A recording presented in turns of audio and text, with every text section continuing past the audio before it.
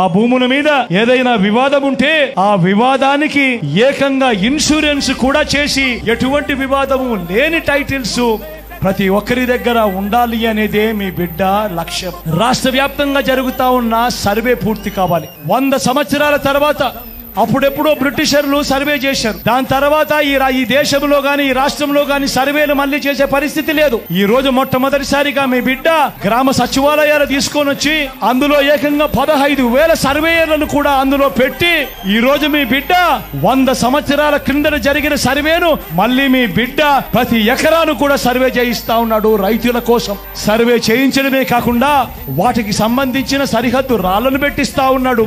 రికార్డులన్నీ update చేయిస్తా ఉన్నాడు. Sub division చేయిస్తా ఉన్నాడు. ఆ రైతన్నలకే హక్కు పత్రాలను ఎక్కడికి పోకుండా పదిలంగా రైతన్నలకు అందేట్టుగా చేస్తా ఉన్నాడు మీ బిడ్డ.